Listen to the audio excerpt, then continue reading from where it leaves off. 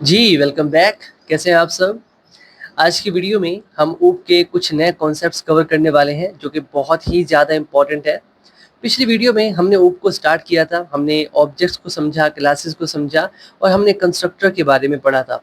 आज की वीडियो और भी ज़्यादा इम्पोर्टेंट है। इनफैक्ट इस सीरीज़ में जितनी भी वीडियोज़ आपको मिलने वाली हैं, वो सारी की सारी ही इम्पोर्टेंट है और ये क्योंकि हमारी फुल स्टैक सीरीज़ है, तो हम एक-एक टॉपिक को कवर करने वाले हैं।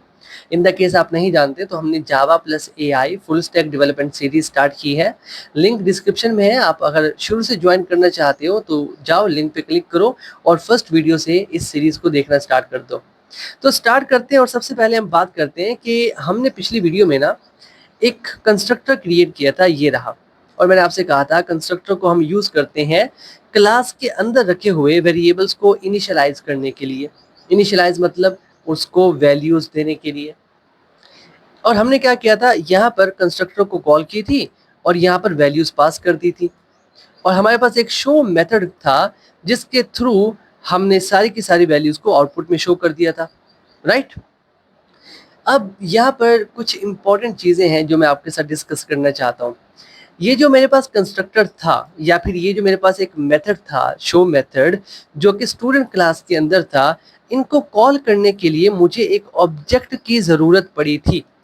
क्योंकि मैंने आपसे कहा था क्लास के अंदर रखी हुई किसी भी चीज़ को आप एक्सेस करना चाहते हो तो आपको पहले उस क्लास का ऑब्जेक्ट बनाना पड़ता है and then with the help of that object आप किसी भी चीज़ को एक्सेस कर सकते हो। बट यहाँ पर जो मैं चाहता हूँ वो कुछ और है। मान लो यहाँ पर ना मैं एक मेथड क्रिएट करता हूँ पब्लिक, एंड इसको हम सेट कर देते हैं void और इसका नाम होगा फॉर एग्जांपल डिस्प्ले। इसका नाम सेट कर दिया मैंने और ये डिस्प्ले करेगा एक छोटा सा मैसेज system.out.println और वो छोटा सा मैसेज है हेलो वर्ल्ड। अभी इस मेथड को अगर मैं कॉल करना चाहता हूँ तो मुझे मेन क्लास का एक ऑब्जेक्ट बनाना पड़ेगा। देखो मैं फिलहाल के लिए ना इनको कमेंट में चेंज कर देता हूँ, वी डोंट नीड दिस। मुझे क्या करना है, यहाँ पर आते हैं। ओके, मुझे क्या करना है, मुझे इस मेथड को कॉल करना है। तो क्या मैं डायरेक्ट इसको कॉल कर सकता हूँ? मतलब मैं कुछ इस तरह से लिखूँ डिस्प्ले और मैं इसको कॉल करने की कोशिश करूँ, क्या मैं कर सकता हूँ? ऑफ कोर्स मैं नहीं कर सकता। अगर हम यहाँ पर देखें तो एरर शो हो रहा है नॉन स्टैटिक मेथड। अच्छा सर, यहाँ पर तो एरर शो होना चाहिए था that we are not able to access this method या कुछ और। यहाँ पर ये नॉन स्टैटिक का क्या फंडा है? This is the first question. ठीक है, अभी मैं क्या करना चाहता हूँ, मुझे अगर इस मेथड को कॉल करनी है तो मुझे ऑब्जेक्ट बनाना पड़ेगा। तो एक ऑब्जेक्ट बना लेते हैं मेन क्लास का। सो क्लास का नाम है मेन, ऑब्जेक्ट का नाम ओबीजे और हमने एक ऑब्जेक्ट बनाया। Now with the help of this object which is OBJ we can call this display method easily and we are not getting error. ठीक है, मेरा पॉइंट ये है कि मैं इस मेथड को एक्सेस करना चाहता हूँ without creating the object of this class. आपसे भी इंटरव्यू में कहा जा सकता है that create an object, create an method और उसको कॉल करो without creating the object of that class. वही हम यहाँ पर करना चाहते हैं। तो मैं क्या करूँगा, अगर मुझे डायरेक्ट कॉल करना है और मैं ऑब्जेक्ट क्रिएट नहीं करना चाहता, डायरेक्ट इसको कॉल करना चाहता हूँ, so what can we do? We have to make it static. अभी देखो कोई एरर शो नहीं हो रहा। तो जब भी आपने कोई ऐसा मेथड बनाना है जिसको आप एक्सेस करना चाहते हो विदाउट क्रिएटिंग द ऑब्जेक्ट, तो आप स्टैटिक का यूज करोगे। दैट्स वाई हमारे पास ये जो मेन मेथड है ये भी स्टैटिक है। और इस मेन मेथड को कॉल कौन कर रहा है? जेवीएम कर रहा है, वही तो इसको रन करता है ना। तो अगर ये स्टैटिक ना होता है, वैसे तो अभी हमारे पास जावा 25 आ चुका है तो हमारे पास वाइड मेन भी हो तो काम चल जाता है। बट स्टैटिक ना होता तो उसके पास पहले ऑब्जेक्ट बनता, फिर ऑब्जेक्ट के थ्रू मेथड को कॉल जाती। ये काफ़ी टाइम टेकिंग और काफ़ी लेंथी प्रोसेस हो जाता। दैट्स वाई हमारा जो मेन मेथड है जहाँ से हमारी एप्लीकेशन एग्जीक्यूट होना स्टार्ट होती है वो स्टैटिक है, ताकि डायरेक्ट उसको कॉल की जा सके। मेरी बात समझ में आ रही है आपको? ठीक है, तो मतलब अभी आपको एक तरीका आ गया। आप एक ऐसा मेथड क्रिएट कर सकते हो जिसको कॉल करने के लिए आपको ऑब्जेक्ट बनाने की ज़रूरत नहीं है। ठीक है, अभी यहाँ पर ना एक और चीज़ भी है, मैं आपको दिखाना चाहता हूँ। मान लो मैं यहाँ पर ना एक वेरिएबल क्रिएट कर लेता हूँ इंट एज नाम का। ठीक है, और यहाँ पर इस स्टैटिक मेथड के अंदर मैं इसको एक्सेस करना चाहता हूँ, फॉर एग्जाम्पल system.out.println, और मैं इस एज वेरिएबल को यहाँ पर यूज करना चाहता हूँ। We are getting error, we can not use this. क्यों? क्योंकि ये स्टैटिक है, ये नॉन स्टैटिक है। आप स्टैटिक मेथड में से नॉन स्टैटिक चीजों को कॉल नहीं कर सकते, that's why we are getting error. पढ़ो, non static field as can not be reference from static context. तो ये दूसरा पॉइंट आपका क्लियर हो गया, दैट स्टैटिक में से आप नॉन स्टैटिक चीजों को एक्सेस नहीं कर सकते। अगर आप करना चाहते हो, you need the object of that class. Clear? You need the object of that class. करके देखें, क्या मैं यहां पर ऑब्जेक्ट बना सकता हूं? क्या ख्याल है, बना पाएंगे? चेक करते हैं। Main OBJ equals to new main, और मैं इस ऑब्जेक्ट के थ्रू इसको एक्सेस करना चाहता हूँ। Now we are not getting error. समझ में आया? अगर आप स्टैटिक मेथड में से नॉन स्टैटिक को कॉल कर रहे हो तो आपको एरर शो होगा। फिर भी अगर आप कॉल करना चाहते हो then you need an object. Simple सा फंडा है, कोई इसमें ज़्यादा कोई रॉकेट साइंस नहीं है कि हम इसको मज़ीद एक्सप्लेन करें। ठीक है, ओके। अभी ये सारी चीज़ें मैं हटाता हूँ और हम वापस आते हैं अपने इस टॉपिक पे। और यहाँ पर कुछ चीज़ें हैं जो कि मैं चाहता हूँ कि आप समझें, क्योंकि ये बहुत इंपॉर्टेंट है। अगर आपने एक डेवलपर बनना है, यू शुड नो दिस। अभी क्या हो रहा है, यहाँ पर हम कॉल कर रहे हैं एक कंस्ट्रक्टर को, और ये चीज़ें मैं यहाँ से हटा देता हूँ, ये हमें कंफ्यूज करेंगी। ठीक है, अभी हम क्या कर रहे हैं, हमारे पास ये एक क्लास है, इस क्लास के अंदर ये एक कंस्ट्रक्टर है, हम इस कंस्ट्रक्टर को कॉल कर रहे हैं और कुछ वैल्यूज दे रहे हैं। ठीक है, मैं इस कंस्ट्रक्टर को कमेंट में चेंज कर देता हूँ, मैं इसको यूज नहीं करना चाहता।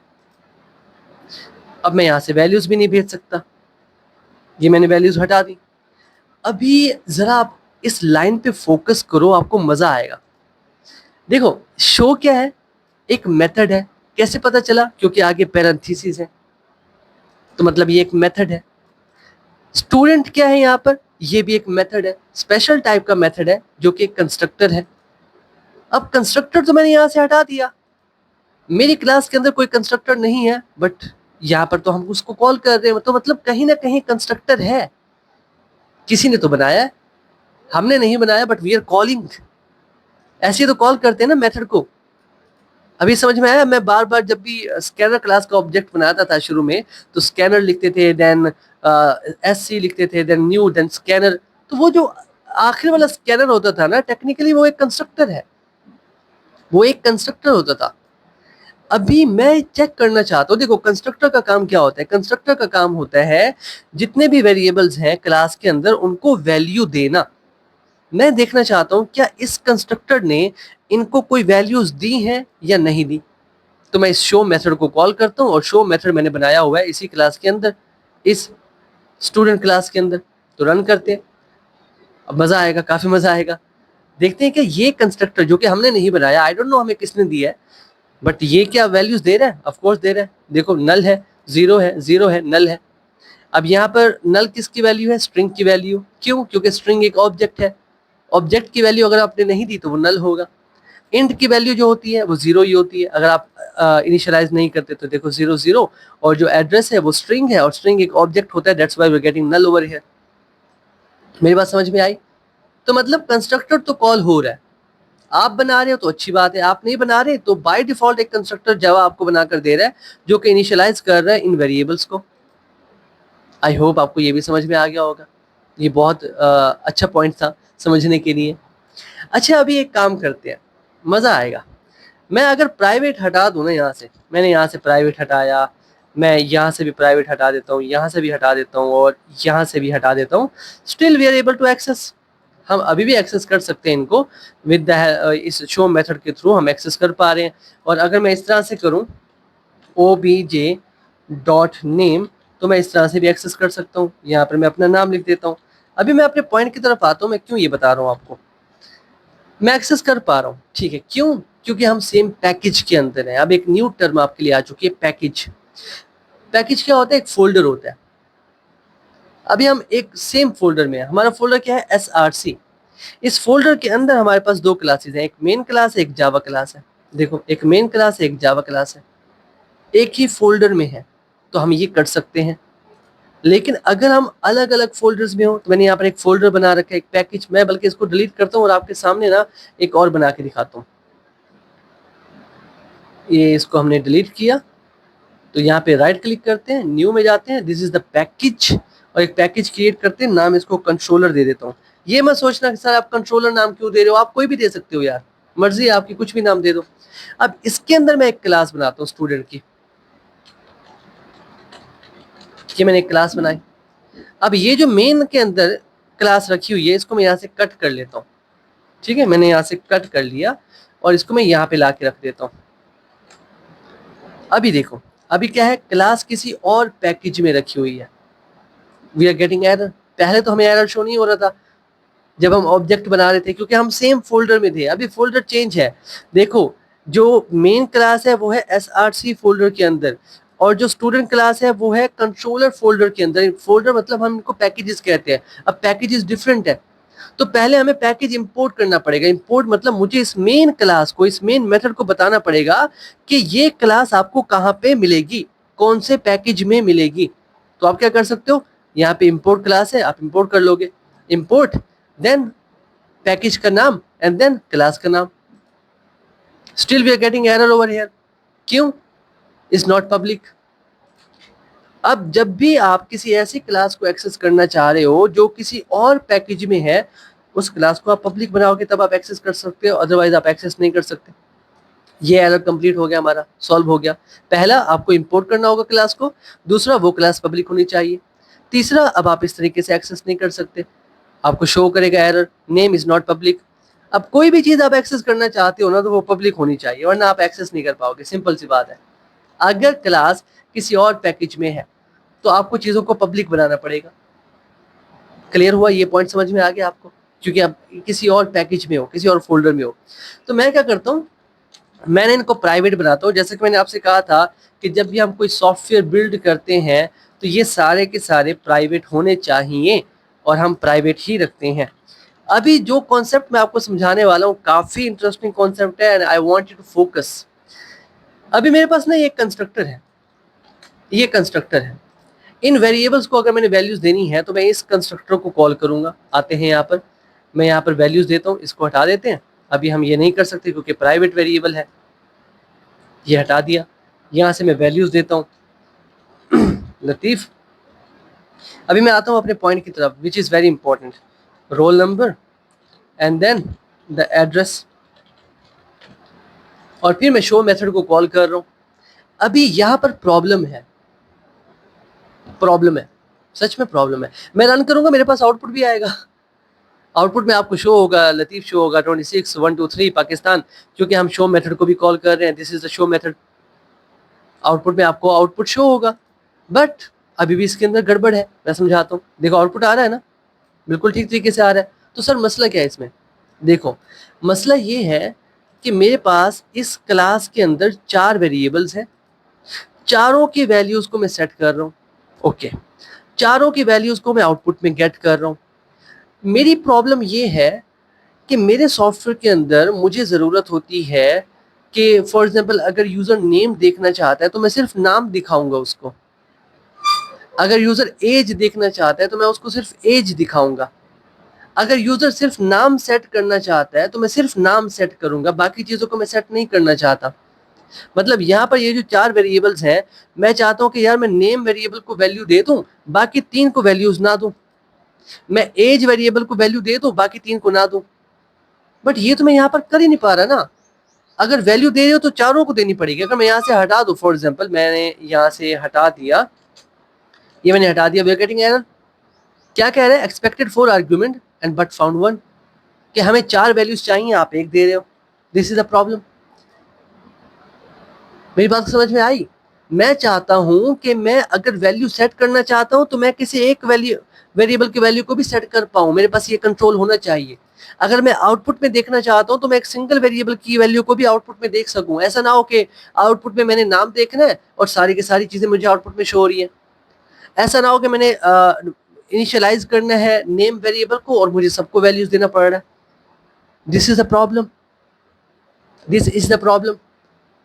अभी इस प्रॉब्लम को सॉल्व कौन करता है, मैं थोड़ी देर में उसका नाम बताता हूँ, पहले मैं आपको करके दिखाता हूँ। देखो, सबसे पहले मैं क्या करूँगा, सबसे पहले मुझे अगर इस नेम वेरिएबल को अलग से एक्सेस करना है या अलग से इसकी वैल्यू सेट करनी है, मेरे पास एक ही तरीका है मेथड फंक्शन बनाने का।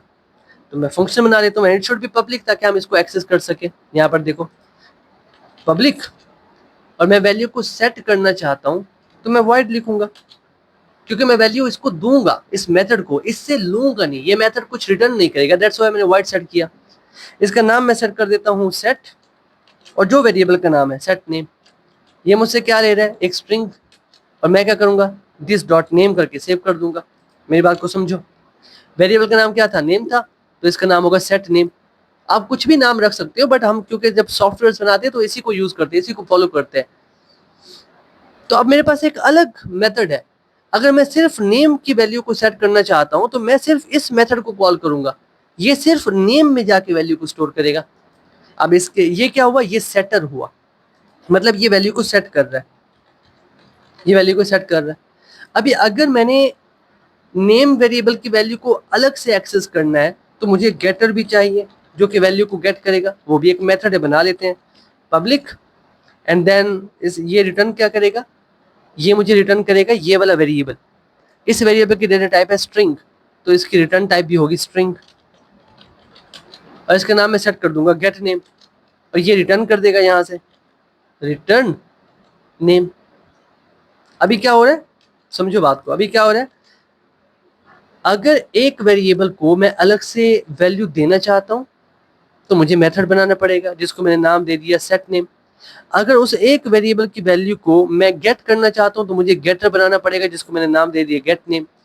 अब आप कहोगे सर ये तो लेंथी प्रोसेस हो गया और भी ज्यादा, अब हमारे पास 4 वेरिएबल्स हैं तो क्या हमें 8 मेथड्स बनाने पड़ेंगे, हर एक वेरिएबल के लिए 2-2 मेथड, एक वैल्यू को सेट करने के लिए, एक वैल्यू को गेट करने के लिए? And the answer is yes, क्योंकि हमें सिक्योरिटी चाहिए। And this process is called encapsulation, which is one of the most important pillar of object oriented programming.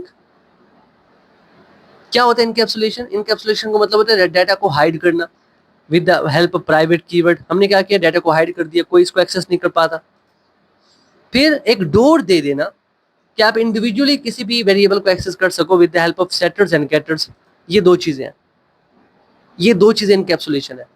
ज्यादा मत सोचो, ना कंफ्यूज हो व्हाट इज इनकैप्सुलेशन। इनकैप्सुलेशन का मतलब क्या है, जितने भी वेरिएबल्स हैं सबको प्राइवेट करो, जितने भी वेरिएबल्स हैं हर एक वेरिएबल के लिए सेटर मेथड भी बनाओ, गेटर मेथड भी बनाओ, and this is called encapsulation. कोई रॉकेट साइंस नहीं है। इससे ज्यादा अगर कोई एक्सप्लेन करे तो मुझे नहीं लगता कि ठीक होगा। जब भी आपको इनकैप्सुलेशन चाहिए, वेरिएबल्स को प्राइवेट कर दो, उन वेरिएबल्स के लिए गेटर्स और सेटर्स बना दो, this is called encapsulation, that's it. और इनकैप्सुलेशन है ही नहीं। ओके ठीक है, अभी हमने क्या करना है, मैं वापस आता हूं, मैंने वैल्यू सेट की ना, ठीक है। अब मैं इंडिविजुअल वेरिएबल की वैल्यू को चेंज भी कर सकता हूं। कैसे, OBJ dot set name method बनाया, मैं इसका नाम चेंज कर देता हूं अहमद। पहले मेरे पास ये पावर नहीं थी कि मैं एक वेरिएबल की वैल्यू जाके चेंज कर सकूं या एक वेरिएबल की वैल्यू जाके सेट कर सकूं, बट अब मेरे पास पावर है। और अगर मैं इसकी वैल्यू को देखना चाहता हूं इंडिविजुअली, सबकी नहीं, तो मुझे अब शो मेथड की जरूरत ही नहीं है, मैं इसको हटा देता हूं। मैंने कमेंट में चेंज किया। अब मैं क्या करूंगा, system dot out dot print LN, और मैं ओबीजे डॉट गेट नेम करूंगा।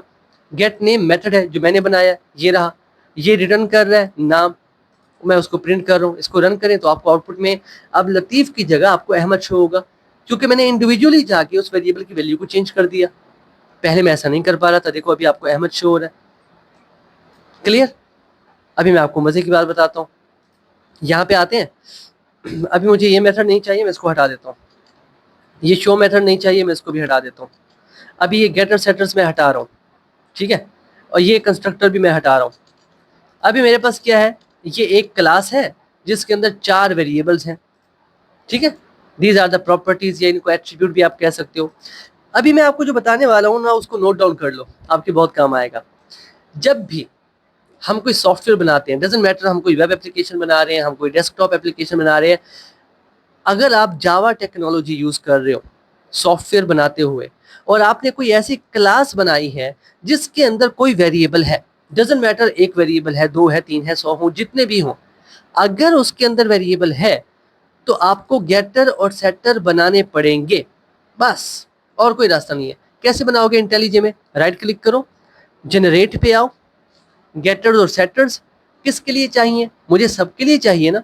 मैं सब पे क्लिक करके ओके करता हूँ, तो मेरे पास आ चुके हैं get name, set name, get age, set age, get roll number, set roll number, get address, set address, सारे आ चुके हैं मेरे पास।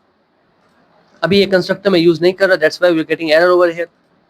और आपको कंस्ट्रक्टर भी बनाना पड़ेगा। राइट क्लिक करो, जनरेट में आओ, ये रहा कंस्ट्रक्टर, सबको क्लिक करो, so we have this constructor, shortcut, clear. Repeat करता हूं क्योंकि बहुत इंपॉर्टेंट है। जब भी आप जावा टेक्नोलॉजी की हेल्प से कोई सॉफ्टवेयर बिल्ड करते हो और आपने एक क्लास बनाई, अगर उस क्लास के अंदर कोई भी वेरिएबल है, आपको गेटर्स और सेटर्स भी बनाने पड़ेंगे, आपको कंस्ट्रक्टर भी बनाना पड़ेगा। अब ये क्लास हमारी कंप्लीट है, हम इसको डेटाबेस के साथ कनेक्ट कर सकते हैं, हम वी कैन डू एनीथिंग, क्योंकि अब ये कंप्लीट है। और इसके अंदर क्या यूज हो रहा है? इनकैप्सुलेशन। आप कैसे कह सकते हो कि इसके अंदर इनकैप्सुलेशन यूज हो रहा है?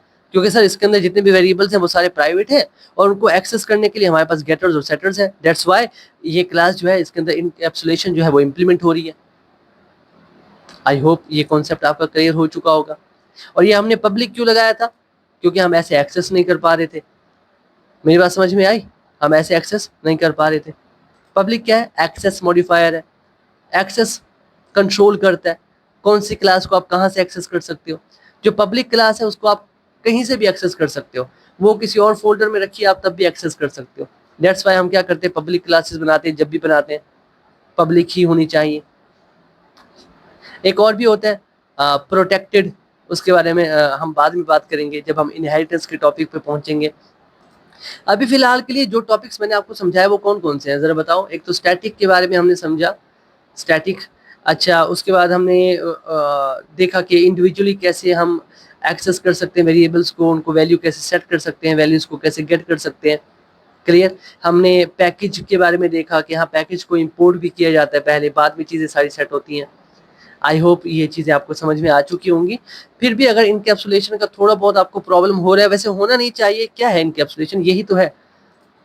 आपको नहीं होगा, मुझे नहीं लगता आपको इसमें कोई परेशानी होनी चाहिए। तो ठीक है जी, आज के लिए इतना ही है। हमने काफ़ी चीज़ें कवर की आज की वीडियो में। नेक्स्ट वीडियो में थोड़े और टॉपिक कवर करेंगे और बहुत जल्द हम ऊप के इस कोर्स को कंप्लीट कर लेंगे और फिर हम थोड़ी और एडवांस लेवल चीज़ों पे जाएंगे। तो अभी के लिए इतना ही है, मिलते हैं आपसे नेक्स्ट वीडियो में। तब तक के लिए keep connected and keep coding. Thank you.